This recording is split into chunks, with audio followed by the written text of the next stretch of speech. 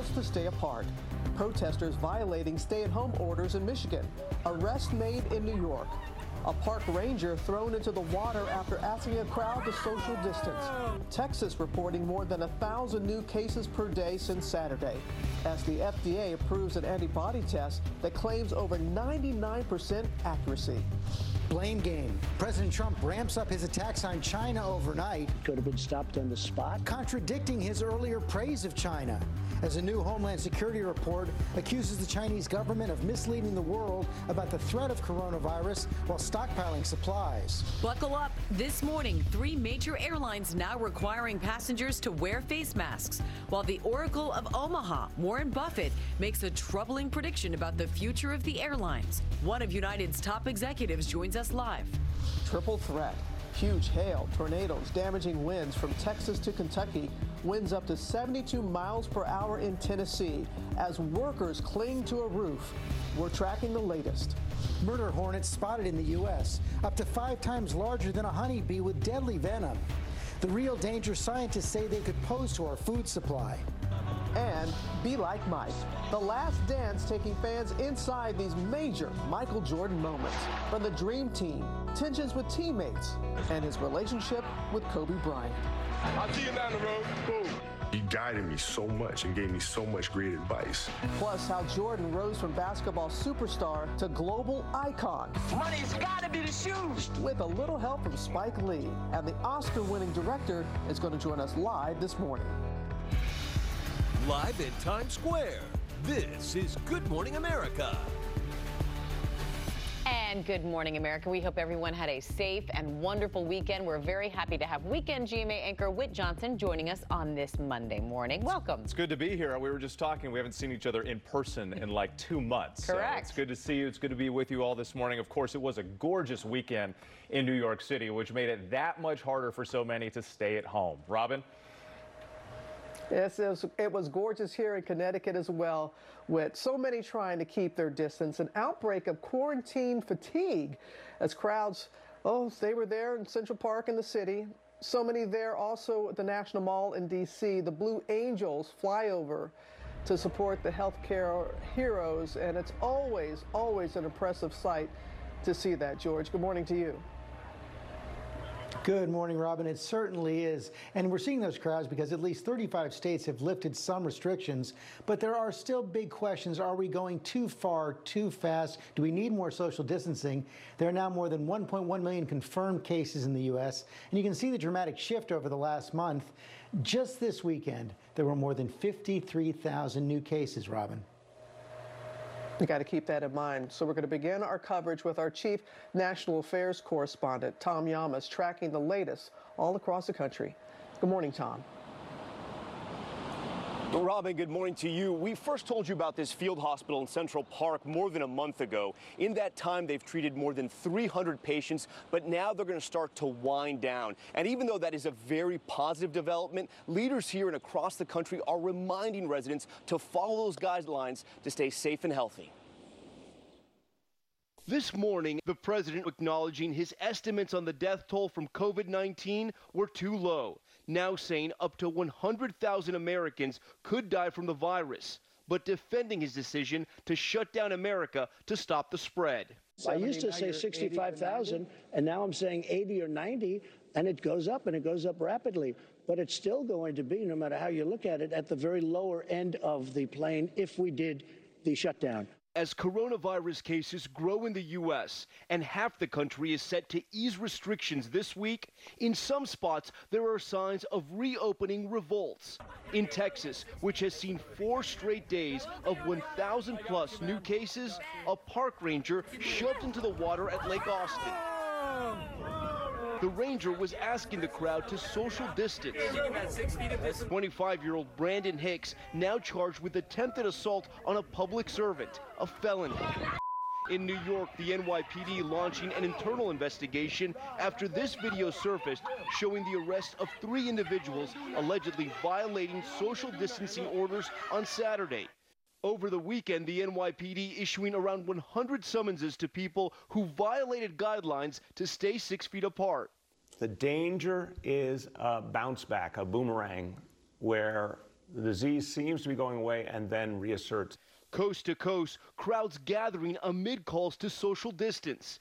Dr. Deborah Birx addressed the hundreds of demonstrators in Michigan last week, some armed with assault rifles, many not wearing masks. It's devastatingly worrisome to me personally, because if they go home and infect their grandmother or their grandfather who has a comorbid condition and they have a serious or an unfortunate outcome, they will feel guilty for the rest of our lives. In some parts of the country, there is a growing debate over forcing people to wear masks in public.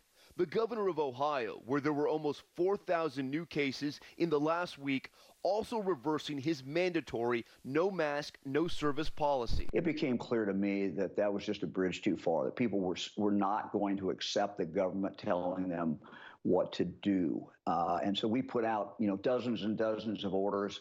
That was one that it just went too far. And this morning, we're hearing from Americans who have just contracted the coronavirus. 28-year-old attorney Ashley Beck had symptoms dating back to mid-March, but couldn't get a test. After self-isolating, she felt better, but regressed, testing positive on Saturday. I think initially your heart just sinks. You wonder how many people you exposed to an illness that you had no idea you had. Michigan ER nurse Michael Palmer tested positive last week after feeling an intense burn in his chest and difficulty breathing. He believes he got it from a patient. Yeah, we've been reporting about these reopening rallies as well across the country. And this morning, the Department of Justice announcing an arrest in Colorado of an apparent organizer of one of these rallies near Denver. The FBI arresting this man. They say there were pipe bombs inside of his home. He has been charged with possession of a destructive device. He will be in court, George, later today. Boy, that is a scary development. Okay, Tom, thanks very much. We're going to get more from the White House now and the administration's efforts, accusations of a cover-up by China. A new report from Homeland Security alleges Chinese officials concealed COVID-19 dangers and stockpiled supplies, contradicting President Trump's repeated praise of China at the outset of the crisis. Our senior White House correspondent Cecilia Vega is in Washington with the latest. Good morning, Cecilia.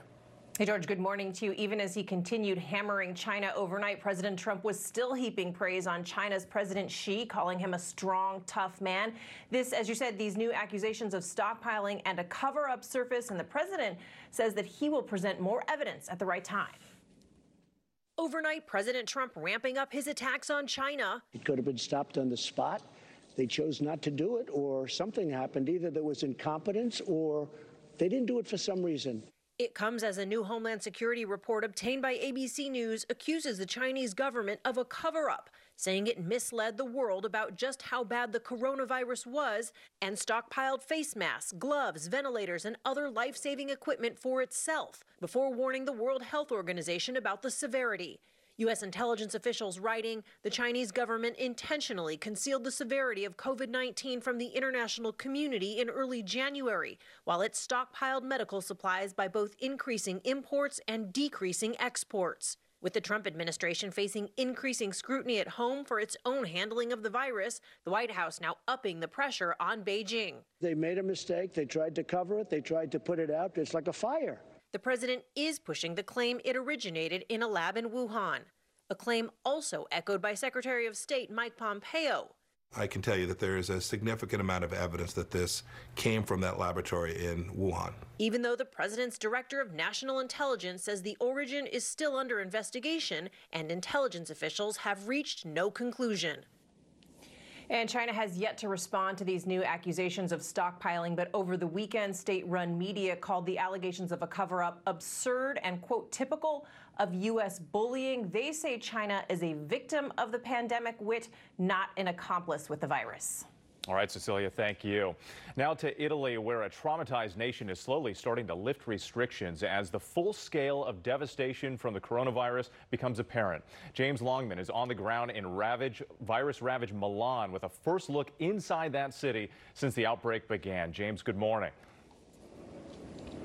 Yeah, good morning, Whit. A really important day for Italy as it eases some of its biggest restrictions. This is the first time actually in 2 months that we've been allowed back here, but with 200,000 cases and nearly 30,000 dead, this country is still being very cautious. Millions are returning to work in certain industries. Commuters on the Milan Metro this morning offered us a glimpse of a new socially distanced reality and an important moment for families. Visits to close relatives are permitted for the first time in almost 2 months, but the danger of a second peak is why Italy is still being extremely cautious. Documentation is still required for anyone leaving the house. Masks and gloves are needed for people on public transport. This is a major test. If this goes well, shops may be able to reopen in 2 weeks and possibly restaurants and cafes by the end of the month. And then I guess it'll start to feel like Italy again. Amy? All right, and the world will certainly be watching. James Longman, thank you. And for more, let's bring in ABC News Chief Medical Correspondent Dr. Jennifer Ashton. And Dr. Ashton, we see there that Italy is being very cautious with this, but are they potentially still moving too quickly at this point? Well, first, Amy, I think we have to remember that this virus is not going anywhere. So it's a matter of learning how to live with it until a point at which a vaccine is available or certainly better treatments are available. So that's the foundation on which all of this reopening has to be predicated. Then I think you have to look to places like Asia that did start to see cases go up as they reopened. Again, they thought most of them were imported from outside their countries. And then here in this country, Utah, Texas, cases going up, Amy. And we have to remember the gating criteria here for reopening was that areas, states, cities saw a sustained 2-week downward trend in new cases. And that's really important to realize. This is not an on-off switch where it's all or none. All right. And we know that there was a new antibody test that has been touted as effective, very effective. How optimistic are you about this new test? And do we know any more about whether or not antibodies mean that you could possibly be immune to the virus? We don't, but 3 important things, Amy. When a disease has not affected the majority of the population, it affects the false positive and false negative rates. And right now, the estimates from epidemiologists and infectious disease specialists are that at most 5% of the U.S. population has been affected. So that is a factor. And in medicine, Amy, I say it all the time, you shouldn't do a test unless you know what you will do with the results of that test. And right now, everyone is clear. You should not alter any social distancing behavior based on the results of any antibody test yet. It's too soon. Yeah, that is very, very important to remember. Dr. Jen Ashton, thank you as always. George, to you. Okay, Amy, thanks. We're going to move on now to new concerns about America's meat supply right now. With processing plants shutting down after COVID outbreaks, one large grocery chain is now limiting how much meat customers can buy. Matt Gutman has the latest from Los Angeles. Good morning, Matt. Hey, George, good morning. That grocery chain is Kroger's. It and other major supermarket chains say they're going to ration the amount of meat that they sell. Now, what's going on here? The sale of meat, beef, poultry, that's up 40% nationwide. The production of beef and pork is down 25%. The CDC saying that 115 meat-producing plants across the country have had COVID-positive tests there. We're told by the unions that there are thousands of workers who have tested positive and are sick. Now, this disruption to the food supply chain means that every single day there are thousands of cattle and pigs that are being euthanized. So major supermarket chains, Albertsons, Stop and Shop, and others are now limiting the sale of meat to 2 packages per household per day. They say they can get meat into the stores. What they're trying to stop is panic buying. Robin? All right, Matt, thank you.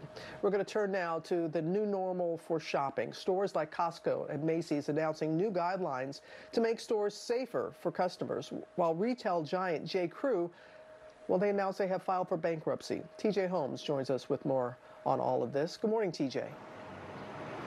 Good morning to you, Robin. In New York, where I am, not quite ready to open up, but other places are, and we are starting to see what shopping might look like for all of us. So you mentioned Costco. Starting today, they will require all customers and all of their employees to wear masks or face coverings in the store. You also mentioned Macy's. Macy's is now reopening about 68 of its 800 stores, and it's going to look different in there. They're going to strictly enforce social distancing, and all employees will be required to wear face coverings, even introducing introducing a no-touch option for those famous consultations in the makeup department. Also, Starbucks encouraging people now to be socially distant, yes, but also giving you options to order ahead, and you don't even have to walk into the store in some places to pick up your order, and they will restrict how many people are allowed into those stores. And you mentioned as well, J. Crew probably see something like this coming, given what's happening to businesses, but this is now the first major national retailer to file for bankruptcy, and already, Robin, we got word that Brooks Brothers is looking for a buyer, so we might see more of this down the road. We probably will. What about McDonald's? We hear that they are adapting to the changes. Do we have a kind of an idea what they're doing? Well, yes, when you want a double quarter pounder with cheese, Robin, you're going to have a lot more space, possibly. We have this prototype in the Netherlands that they've unveiled that has huge markers outside to encourage people how to line up to socially distant. Also, they put barriers up between even the tables so you would be separated from the customer, so they will give you a lot more space. Again, like I said, Robin, we're all trying to get back to normal, but getting a look at what normal might look like in the future. Yeah, and you're going to take a look at The Last Dance. You watched that last night. You're going to be back in the next half hour to talk about that. Look forward to that, TJ. Thank you. We'll see you shortly. Let's get to Whit. Okay, Whit. All right, Robin, now to the NFL, going full steam ahead with plans for the upcoming season, set to release its schedule this week and planning to start play on time. Victor Oquendo joins us now from the Hard Rock Stadium in Miami Gardens with an exclusive look at the changes being made to protect fans. Victor, good morning to you. Good morning, Whit. One of the first changes that fans would notice will be right here at the entrance points as the Miami Dolphins and Hard Rock Stadium are doing everything they can to safely prepare for the 2020 season. This morning, the NFL is revealing its new plan to safely make moments like these a reality again. Touchdown, Kelsey. Chiefs are back in. The full schedule is set to be announced this week, with the 2020 NFL season beginning September 10th, wrapping up with the Super Bowl February 7th in Tampa. In the wake of the pandemic, the league acknowledging things will look different, and they'll be ready for adjustments with a focus on protecting the health of fans, players, and personnel. ABC News obtaining this exclusive look at the changes Hard Rock Stadium is making, the home of the Miami Dolphins and site of last year's Super Bowl. These mock-ups showing what the new entrances would look like with social distancing guidelines in place. We would have times to come in for security at different gates, so people would be separated out in terms of when they enter the stadium. We would exit the stadium much like a church environment or something where each row exits, and then so people aren't filing out all at the same time in a herd. And the Dolphins have said that basically this stadium can hold 65,000 fans. They might be down to 15,000 fans for the next season. The NFL has discussed contingency plans like pushing the season back to October or playing in empty stadiums. Amy, Whit. All right, Victor, thanks so much. And we are following a lot of other headlines this morning, including big questions about the future of flying. A top United executive is going to join us live. And the buzziest story of the weekend, murder hornets have officially landed in the United States. We'll explain what that is. But first, let's go to Ginger with the latest on that weather triple threat. Ginger, good morning. Whit, good morning. When we have you in a risk area for the day, you have to pay attention. That's what we learned over the weekend here with these roofers in Nashville. Nashville had a 72-mile-per-hour wind gust recorded at the airport, fifth highest they've seen with a thunderstorm wind gust. And look at those guys still trying to cling on. Damaging winds definitely possible today, but large hail and tornadoes in eastern Oklahoma. It will spread east, I'd say, after 3 p.m. on the western side and then through the night as it goes east. Your local weather in 30 seconds. First, the spring cities. Sponsored by Zyrtec. Hey, allergy muddlers. It's you. Do your sneezes turn heads?